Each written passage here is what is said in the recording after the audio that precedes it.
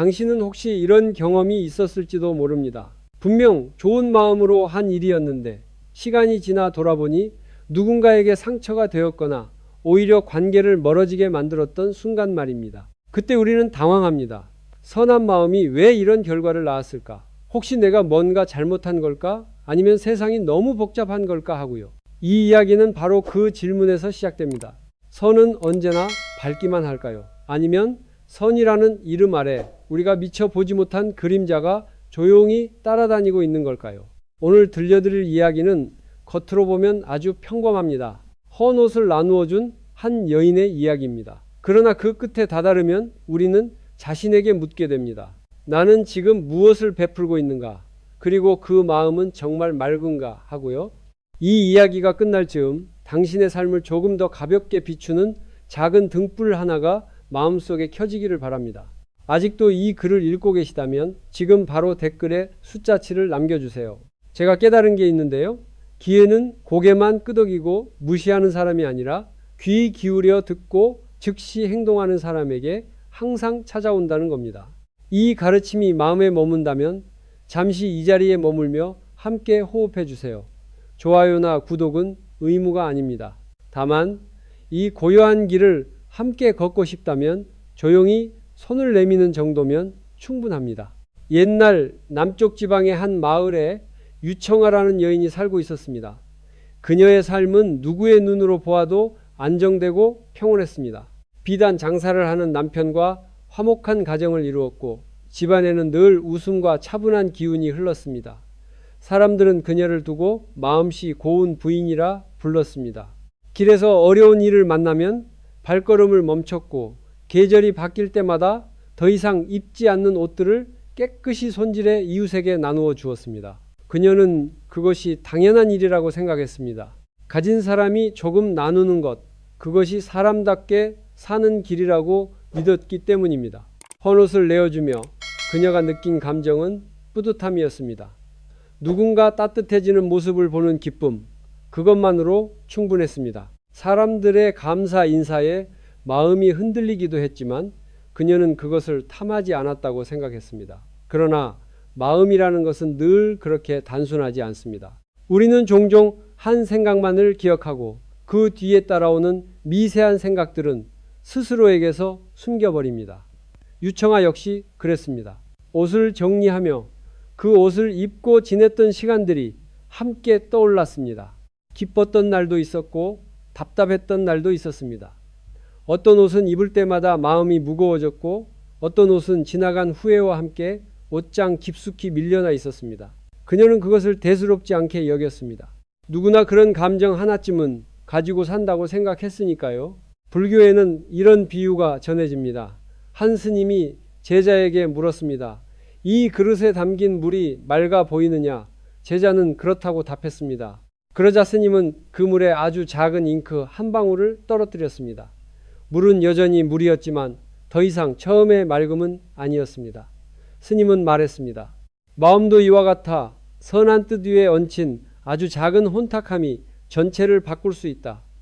우리는 흔히 선과 악을 큰 행동으로만 판단합니다. 하지만 삶은 그렇게 단순하지 않습니다. 한 생각의 결, 그 미묘한 방향이 인과의 흐름을 바꿉니다. 유청아의 선행은 바로 그 미묘한 지점에 서 있었습니다. 그녀는 선한 마음으로 베풀었지만 동시에 자신도 모르게 옷에 담긴 기억과 감정을 함께 내려놓고 싶어 했습니다. 그것은 의도적인 악이 아니었습니다. 오히려 너무 인간적인 마음이었습니다. 괴로운 기억을 정리하고 삶을 조금 더 가볍게 하고 싶은 바람. 문제는 그 바람이 의식되지 않은 채 행동에 섞여 들어갔다는 데 있었습니다. 우리의 일상에서도 비슷한 장면을 쉽게 만납니다. 누군가에게 조언을 건넬 때 정말 상대를 위하는 마음만 있었는지 아니면 나의 답답함을 덜어내고 싶은 마음이 섞여 있지는 않았는지 돌아보는 순간 말입니다. 혹은 도움을 주면서도 은근히 인정받고 싶었던 마음, 혹은 짐을 내려놓고 싶었던 마음이 있었던 적은 없었는지요. 이런 질문은 우리를 비난하기 위한 것이 아닙니다. 오히려 스스로를 더 깊이 이해하기 위한 초대입니다. 유청아의 이야기는 아직 비극도 깨달음도 드러내지 않았습니다. 지금은 그저 평온한 마을과 선한 여인의 모습만이 있습니다. 그러나 이 고요함 속에는 이미 작은 물결이 일고 있습니다.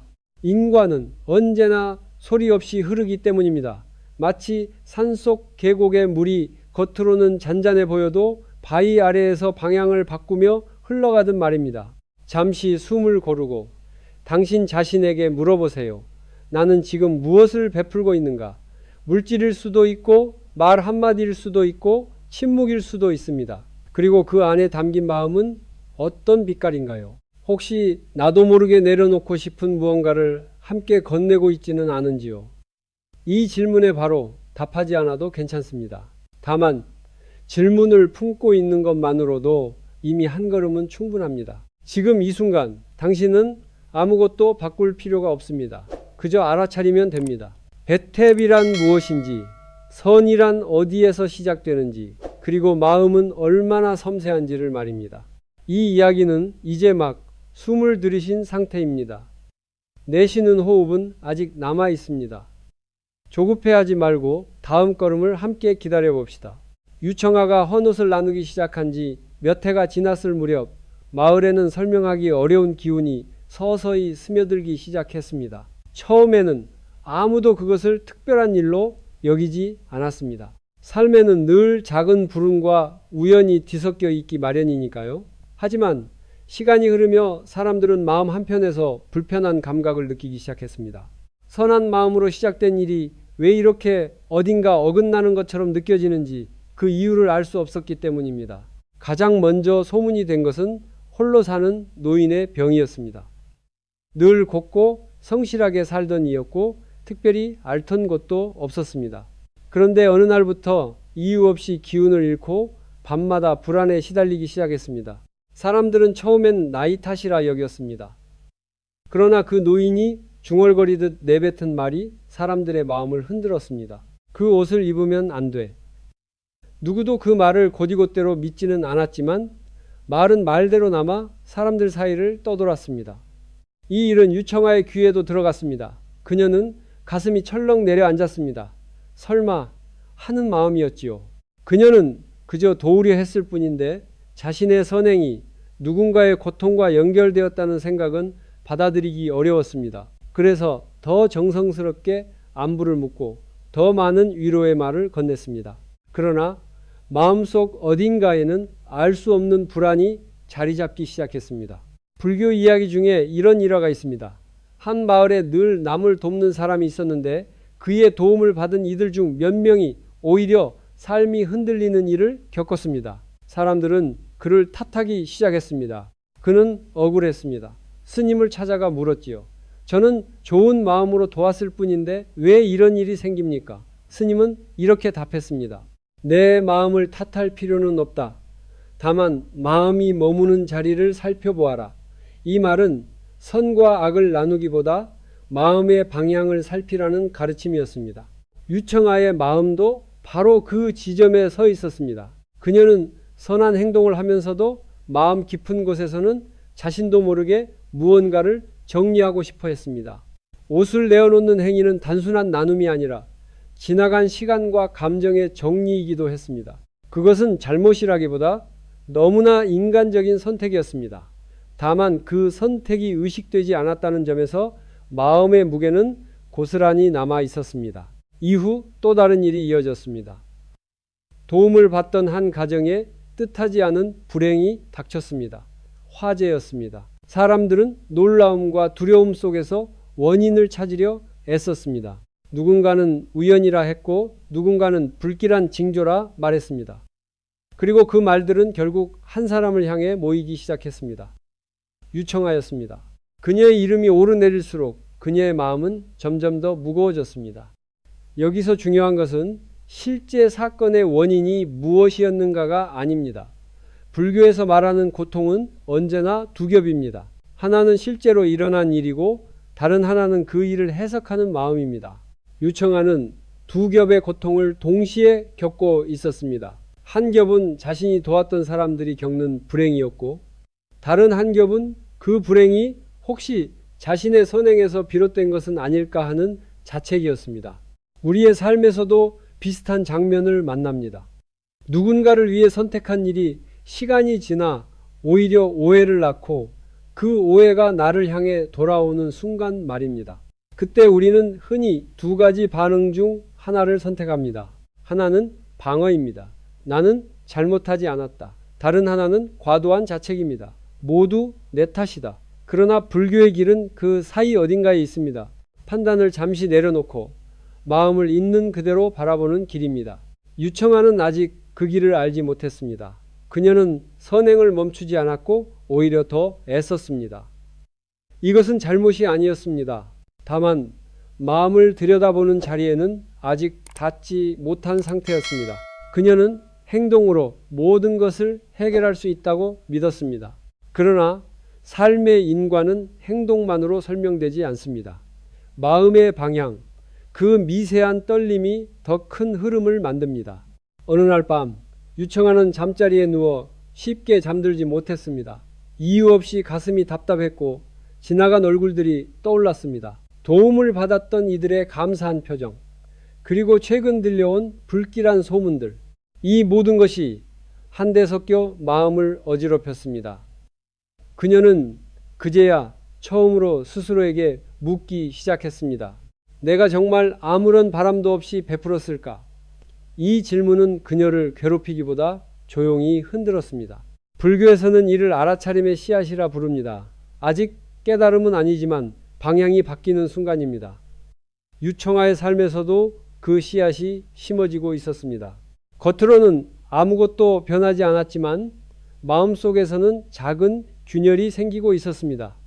그 균열은 파괴가 아니라 빛이 스며들 틈이었습니다. 당신의 삶에도 이런 순간이 있었을지 모릅니다. 분명 옳다고 믿고 걸어온 길에서 어느 날 문득 발걸음을 멈추게 되는 순간, 그때 우리는 불안해합니다. 그러나 불교에서는 그 불안을 성장의 징조로 봅니다. 마음이 더 넓은 자리를 향해 움직이기 시작했다는 신호이기 때문입니다. 잠시 이 자리에서 호흡을 느껴봅시다. 들이쉬고 내쉬는 숨 사이에 어떤 생각이 머무르고 있는지요. 배꼽 뒤에 남아있는 감정은 무엇인가요? 후회인가요? 안도인가요? 아니면 설명하기 어려운 공허함인가요? 그 어떤 것이든 밀어내지 않아도 됩니다. 알아차림은 바꾸려는 노력이 아니라 바라보는 용기이기 때문입니다. 유청아의 이야기는 이제 점점 더 깊은 물로 들어가고 있습니다. 겉으로 보이는 선과 그 안에 숨은 마음의 결이 어떻게 다른 결과를 만들어내는지 우리는 곧 더 선명히 보게 될 것입니다. 지금은 다만 이 조용한 물결을 함께 느끼며 다음 숨을 기다리면 충분합니다. 사건들은 소문처럼 흩어지지 않고 마치 물길을 따라 흘러가듯 서로 이어지기 시작했습니다. 처음에는 각각 떨어진 일처럼 보였습니다. 한 사람의 병, 한 집안의 불운, 뜻하지 않은 사고. 그러나 시간이 지나자 마을 사람들의 마음속에서는 이 조각들이 하나의 그림으로 엮이기 시작했습니다. 그리고 그 중심에는 원하든 원하지 않든 유청아가 서 있었습니다. 그녀는 그 사실을 알게 된 순간부터 이전과 같은 평온으로는 돌아갈 수 없었습니다. 유청아는 이해하려 애썼습니다. 세상에는 설명할 수 없는 일들이 많고 모든 불행이 누군가의 탓일 수는 없다고 스스로를 설득했습니다. 그러나 마음은 그렇게 쉽게 설득되지 않습니다. 이성은 고개를 끄덕였지만 가슴 한쪽은 계속해서 묵직했습니다. 그 무게는 죄책감과 두려움이 뒤섞인 감정이었습니다. 혹시 내가 알지 못하는 사이 누군가의 삶에 돌이킬 수 없는 흔적을 남긴 것은 아닐까 하는 생각 말입니다. 불교에서는 인과를 단순한 보상과 처벌의 구조로 보지 않습니다. 인과는 흐름입니다. 물이 위에서 아래로 흐르듯 마음과 행동이 만나 방향을 만듭니다.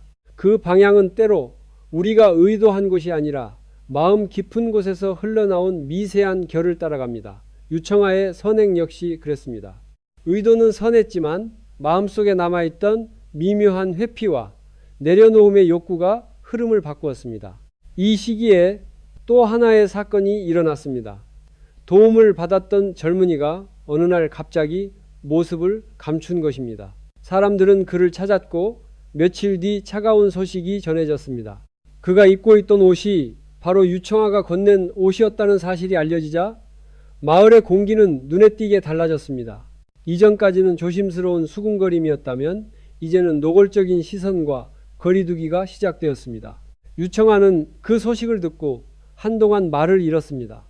선한 마음으로 건넨 옷이 누군가의 마지막 기억과 함께 언급된다는 사실은 그녀의 마음을 깊이 찔렀습니다.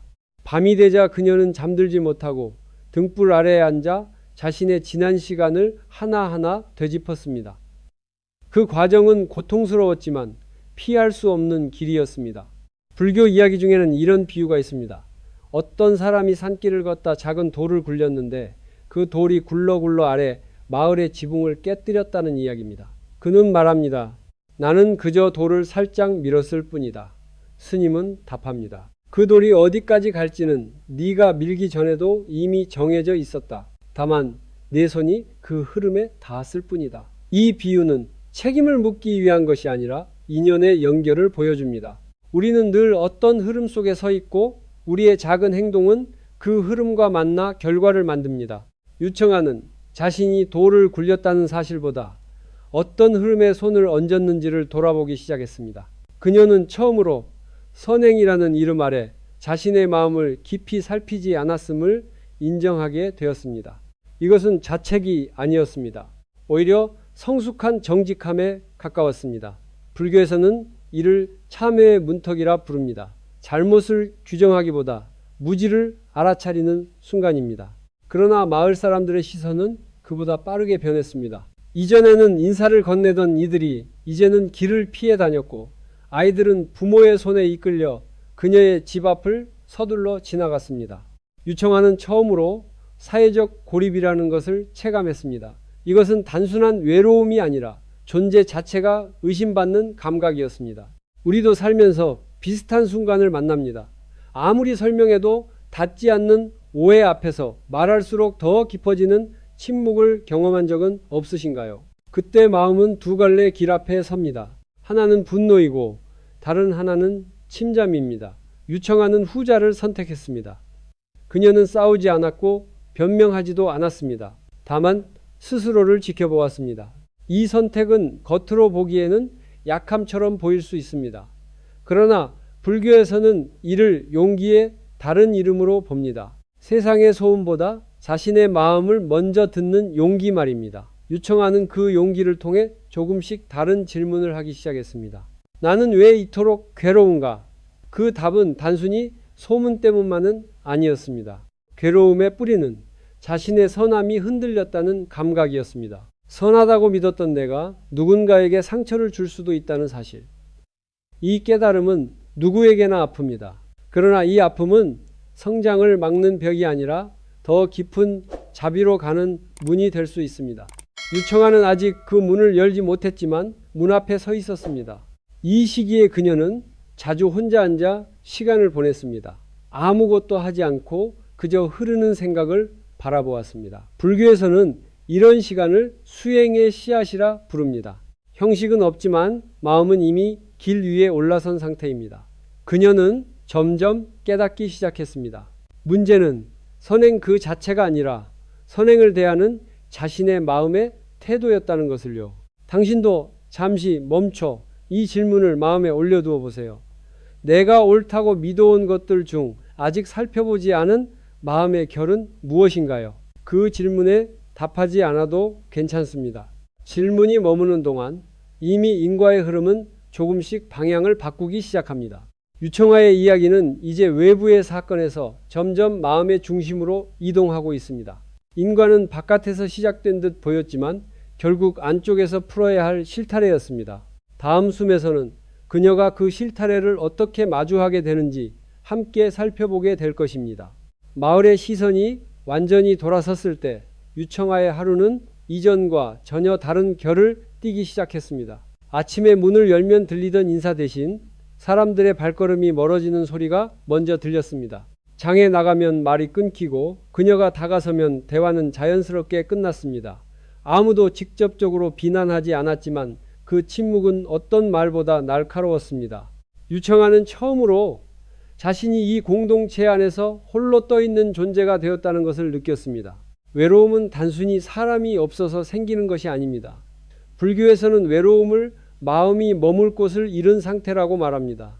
유청아의 마음은 바로 그 상태였습니다. 그녀는 선한 사람이라는 자리에 오래 머물러 왔습니다.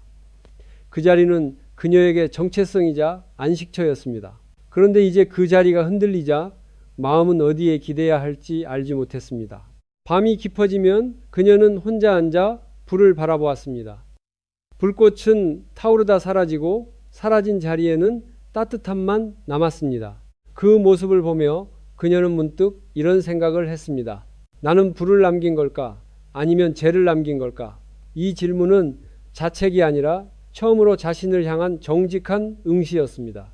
불교 이야기 속에는 사람들이 손가락질하던 한 여인의 이야기가 전해집니다.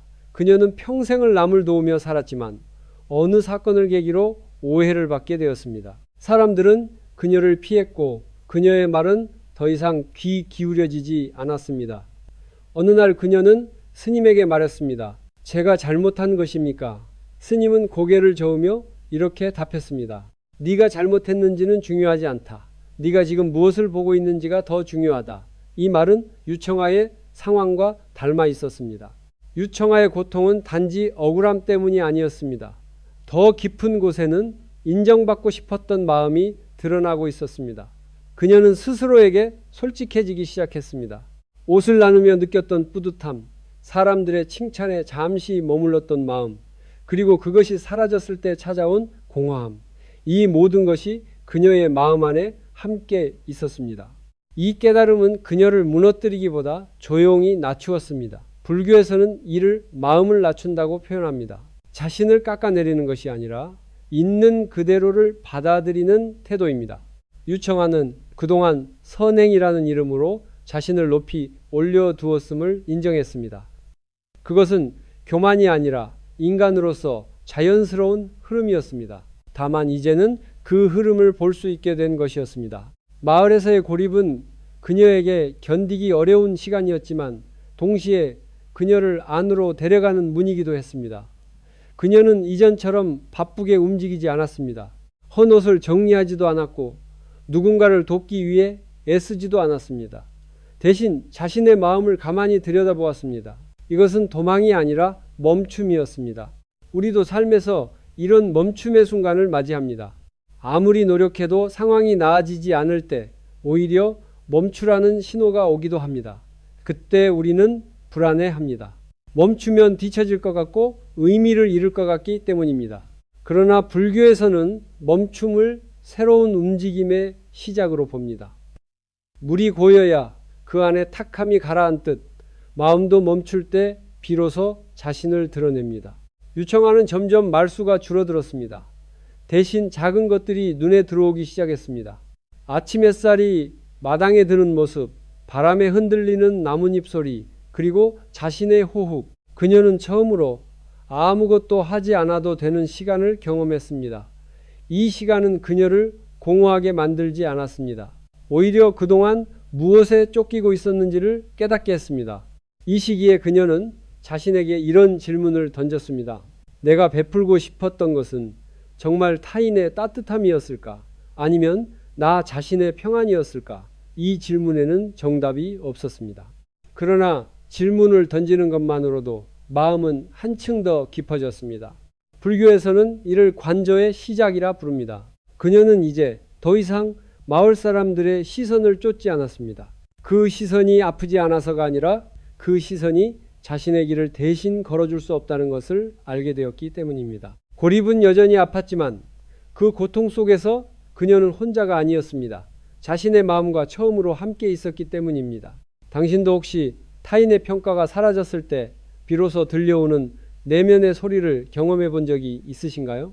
그 소리는 처음에는 낯설고 불편할 수 있습니다. 그러나 그 소리는 언제나 당신 편입니다. 잠시 눈을 감고 지금 마음에 가장 크게 남아있는 감정 하나를 떠올려 보세요. 그것을 고치려 하지 말고 이름만 붙여주세요.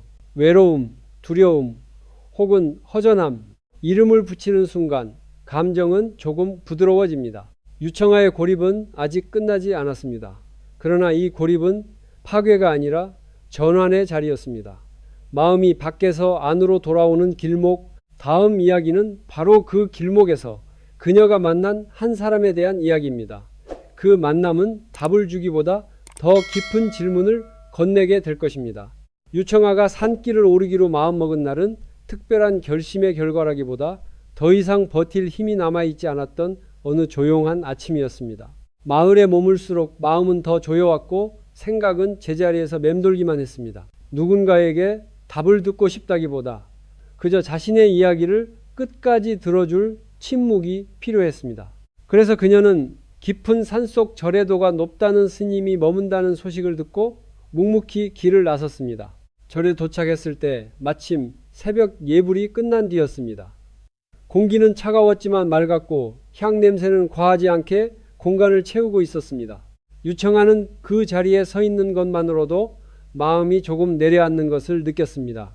스님은 노인이었고 특별한 말을 하지 않았습니다. 다만 그녀가 자리에 앉자 아무것도 묻지 않고 차를 한 잔 내어주었습니다. 그 침묵은 유청아에게 오랜만에 허락된 쉼이었습니다. 그녀는 처음에는 말을 아꼈습니다. 무엇부터 꺼내야 할지 몰랐기 때문입니다. 그러나 침묵은 사람의 마음을 풀어놓는 힘이 있습니다. 잠시 후 유청아는 그동안 쌓아두었던 이야기를 하나씩 꺼내기 시작했습니다. 선한 마음으로 시작한 나눔, 그 뒤에 이어진 불운들, 그리고 사람들의 시선과 자신의 혼란까지. 말이 끝났을 때 그녀의 눈에는 눈물이 고여 있었습니다. 스님은 고개를 끄덕이며 오래도록 아무 말도 하지 않았습니다. 그 침묵은 무관심이 아니라 깊이 듣고 있다는 신호였습니다. 그리고 스님은 이렇게 물었습니다. 보살님, 그 옷을 내어줄 때 마음은 어디에 있었습니까? 유청아는 그 질문 앞에서 말문이 막혔습니다. 그동안 수없이 자신을 돌아보았지만 마음이 어디에 있었는지를 묻는 질문은 처음이었습니다. 불교에는 보시를 세 가지로 나누는 가르침이 있습니다. 재물을 나누는 보시, 두려움을 덜어주는 보시, 그리고 지혜를 나누는 보시입니다. 그러나 스님은 이 가르침을 설명하기보다 유청아에게 다시 질문을 던졌습니다. 보살님은 무엇을 주고 싶었습니까? 그리고 무엇을 내려놓고 싶었습니까? 이 질문은 그녀의 가슴을 조용히 흔들었습니다. 유청아는 잠시 눈을 감았습니다. 헌옷을 정리하던 순간들이 떠올랐습니다. 그 옷을 입고 지냈던 날들의 감정, 기쁨과 후회, 답답함과 피로. 그녀는 그제야 깨달았습니다. 자신이 베푼 것은 옷만이 아니라 그 옷에 얽힌 자신의 시간과 감정이었음을요. 더 솔직히 말하자면 그 감정들을 더 이상 품고 싶지 않았다는 사실을 인정하게 되었습니다. 스님은 고개를 끄덕이며 말했습니다. 그 마음이 악하다고 할 수는 없습니다. 다만 알아차리지 못했을 뿐이지요. 불교에서는 무지를 죄로 보지 않습니다. 무지는 자연스러운 상태이며 깨달음은 그 무지를 비추는 빛입니다. 유청아는 처음으로 자신을 용서할 수 있는 자리에 서게 되었습니다. 스님은 이어서 이렇게 덧붙였습니다. 몸에 닿았던 물건에는 마음의 흔적이 남습니다. 그 흔적을 살피지 않은 채 내보내면 마음의 결도 함께 흐릅니다. 이 말은 두려움을 주기 위한 것이 아니라 주의를 일깨우기 위한 가르침이었습니다. 유청아는 그동안 선행이라는 이름 아래 마음을 살피는 일을 소홀히 했음을 깨달았습니다. 이 대화는 설교가 아니었습니다. 정답을 알려주는 자리도 아니었습니다. 다만 질문과 침묵이 오가며 그녀 스스로 답에 다가가도록 돕는 시간이었습니다. 불교에서 스승의 역할은 길을 대신 걷는 것이 아니라 길을 보게 하는 것이라 말합니다. 그날 스님은 바로 그런 역할을 했습니다. 유청아는 절을 내려오며 이전과는 다른 무게감을 느꼈습니다. 마음이 가벼워졌다고 말할 수는 없었지만 방향은 분명해졌습니다. 문제를 밖에서 찾던 시선이 이제는 안으로 향해 있었습니다. 그녀는 더 이상 누군가를 탓하지 않았고 자신을 몰아붙이지도 않았습니다. 대신 앞으로 무엇을 살펴야 할지를 알게 되었습니다. 우리의 삶에도 이런 만남이 찾아옵니다. 꼭 스님이 아니어도 좋습니다. 어떤 책일 수도 있고 어떤 사람의 한마디일 수도 있습니다. 중요한 것은 그 만남이 우리에게 답을 주었느냐가 아니라 더 진실한 질문을 남겼느냐입니다. 유청아에게 남은 질문은 이것이었습니다. 나는 베풀 때 내 마음을 함께 살피고 있는가? 이 질문은 그녀의 삶을 완전히 바꾸지는 않았습니다. 그러나 방향을 바꾸기에는 충분했습니다. 불교에서는 이것을 전환점이라고 부릅니다. 소리 없이 그러나 분명하게 흐름이 바뀌는 순간입니다. 잠시 숨을 고르며 당신도 이 질문을 마음에 올려두어 보세요. 나는 무엇을 주고 싶고 무엇을 내려놓고 싶은가? 그 둘은 때로 아주 닮아 있습니다. 그 닮음을 알아차리는 순간 배텟은 조금 더 맑아질 수 있습니다. 유청아는 이제 돌아갈 준비를 하고 있습니다. 돌아가서 무엇을 할지는 아직 명확하지 않습니다. 그러나 한 가지는 분명합니다.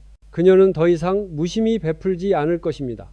다음 이야기는 그 깨달음이 어떻게 삶의 자리에서 조용한 변화로 이어지는지에 대한 이야기입니다. 유청아가 집으로 돌아왔을 때 마을은 이전과 다르지 않았습니다. 사람들의 시선도 소문의 기척도 그대로였습니다.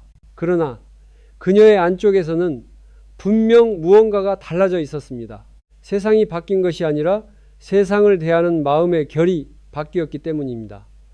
그녀는 서두르지 않았습니다. 무엇을 증명하려 하지도 않았고 오해를 풀기 위해 애쓰지도 않았습니다.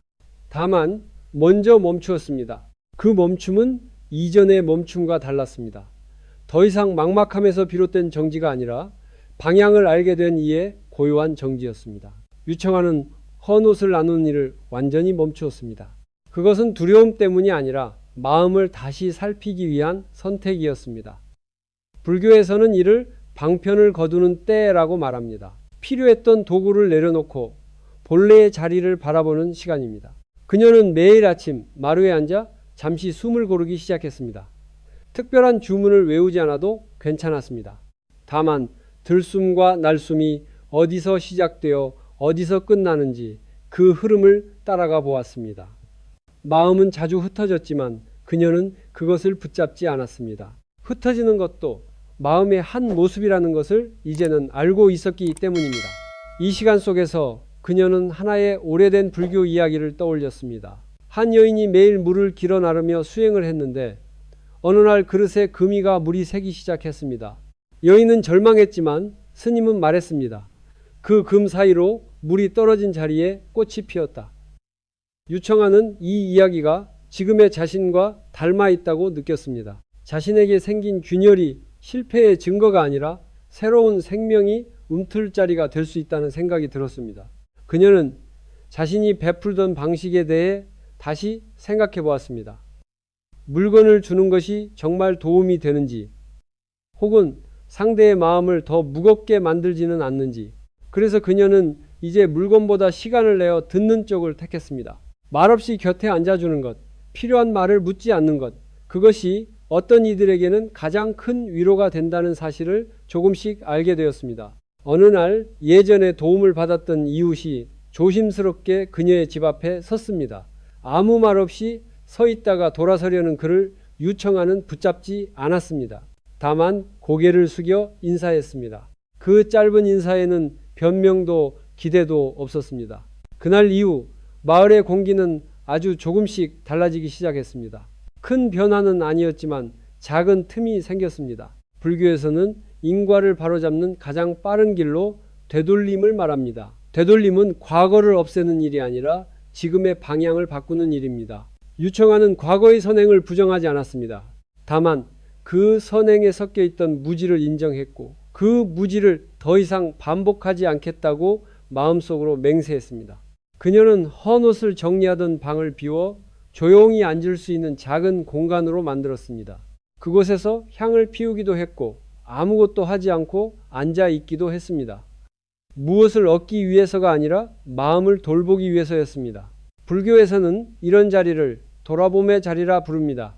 특별하지 않지만 삶을 지탱하는 힘이 되는 자리입니다. 우리의 일상에서도 비슷한 전환이 가능합니다.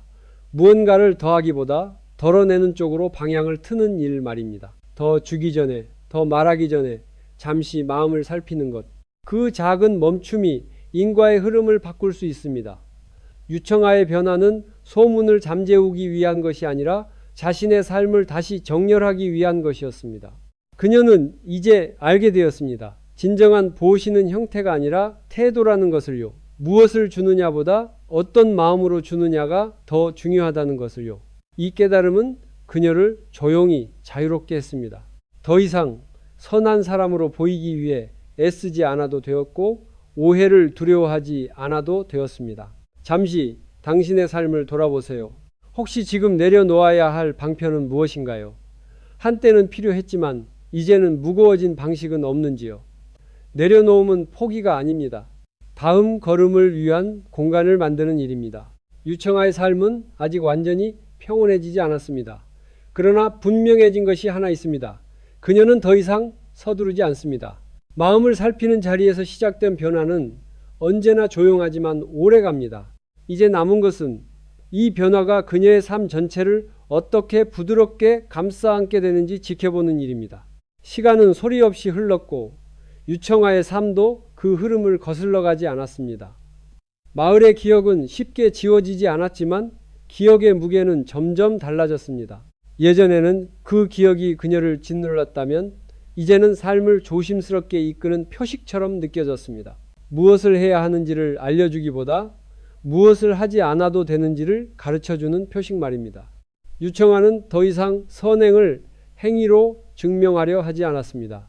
대신 하루의 결을 정성스럽게 살폈습니다. 말 한마디를 하기 전의 마음, 누군가를 바라볼 때 스쳐가는 감정, 도움을 주고 싶다는 충동이 올라올 때 그 뒤에 따라오는 생각들, 그녀는 그 모든 것을 빠르게 판단하지 않고 잠시 머물러 보았습니다. 불교에서 말하는 수행은 멀리 있지 않습니다. 바로 이런 머렌 속에 있습니다. 어느 날 마을에 아이 하나가 넘어져 울고 있었습니다. 예전 같았으면 유청아는 서둘러 다가가 무언가를 해주려 했을 것입니다. 그러나 그날 그녀는 아이 곁에 앉아 조용히 손만 내밀었습니다. 아이는 잠시 울음을 멈추고 스스로 일어났습니다. 유청아는 아무 말도 하지 않았습니다. 그 순간 그녀는 알았습니다. 돕는다는 것은 대신 해주는 일이 아니라 스스로 일어날 자리를 내어주는 일일지도 모른다는 것을요. 불교에는 이런 짧은 가르침이 전해집니다. 손을 놓을 때 비로소 두 손이 자유로워진다. 유청아는 이 말의 의미를 몸으로 이해하게 되었습니다. 무엇을 더 쥐지 않으려 할 때 삶은 오히려 더 부드럽게 손에 안겼습니다. 선행에 대한 집착을 놓자 자비는 자연스럽게 흘러나왔습니다. 그녀의 삶은 눈에 띄게 달라지지 않았습니다. 부유해지지도 않았고 모두의 칭찬을 다시 얻지도 않았습니다. 그러나 밤에 잠들 때 마음은 이전보다 훨씬 조용했습니다. 불안이 사라진 것은 아니었지만 불안과 함께 앉을 수 있게 되었습니다. 이것은 큰 변화입니다. 고통을 없애려는 삶에서 고통을 품을 수 있는 삶으로의 이동이기 때문입니다. 유청아는 가끔 산길을 걸으며 스님과 나눈 질문을 떠올렸습니다. 마음은 어디에 있었습니까? 이제 그녀는 그 질문에 서두르지 않고 답할 수 있었습니다. 마음은 언제나 지금 여기에 있어야 한다는 것, 그리고 그 자리에 머물 때 인과는 자연스럽게 풀린다는 것을요. 당신에게도 이런 전환의 순간이 찾아올 수 있습니다. 삶이 무너지는 것처럼 느껴질 때 어쩌면 그것은 더 가벼운 삶으로 옮겨가라는 초대일지도 모릅니다. 우리는 종종 무엇을 더해야 할지 고민하지만 불교의 길은 종종 무엇을 덜어낼지를 묻습니다. 잠시 숨을 고르고 스스로에게 물어보세요. 지금 내 손에 너무 꽉 쥐고 있는 것은 무엇인가요? 선함일 수도 있고 인정일 수도 있고 두려움일 수도 있습니다. 그 무엇이든 잠시 내려놓아도 괜찮습니다. 내려놓음은 끝이 아니라 새로운 시작의 자리입니다. 유청아의 이야기는 여기서 조용히 마무리됩니다. 특별한 결말도 극적인 보상도 없습니다. 다만 한 사람이 마음을 살피는 법을 배워 조금 더 가볍게 살아가게 되었다는 사실만이 남아 있습니다. 그리고 그것이면 충분합니다. 삶은 언제나 그렇게 소리 없이 깊어집니다. 이 이야기를 따라 여기까지 걸어오신 당신의 발걸음도 이미 충분히 조용하고 깊었습니다. 우리는 선을 행하며 살고 싶어 합니다. 그러나 이 이야기에서 보았듯 선은 언제나 행위의 크기로 완성되지 않습니다. 선은 마음의 방향에서 시작되고 그 방향이 고요할수록 삶은 덜 흔들립니다. 모든 것은 변합니다. 평판도, 관계도, 우리가 붙들고 있던 믿음도 시간 앞에서는 머무르지 않습니다. 이 무상함은 두려움이 아니라 연습의 장입니다. 붙들 수 없다는 사실을 알기에 우리는 조금 더 부드러워질 수 있습니다. 조금 더 자비로워질 수 있습니다. 자비는 거창한 결심이 아닙니다. 오늘 하루 한 생각을 덜 밀어붙이고 한 말 앞에서 숨을 고르는 것, 그것이면 충분합니다. 단순함은 가난함이 아니라 삶을 가볍게 만드는 지혜입니다. 필요 없는 것을 내려놓을수록 지금 이 순간은 또렷해집니다. 만약 이 성찰이 당신의 하루에 조용히 동행했다면 좋아요를 누르거나 이 이야기를 나누어도 좋습니다. 혹은 아무것도 하지 않고 그저 잠시 숨을 쉬어도 괜찮습니다. 구독은 약속이 아니라 함께 조용히 걷자는 초대일 뿐입니다. 지금 이 자리에서 다시 한번 호흡을 느껴보세요. 들이쉬고 내쉬는 그 사이에 이미 삶은 충분히 펼쳐져 있습니다. 삶을 가볍게 여기시고 마음의 평화를 누리시길 바랍니다.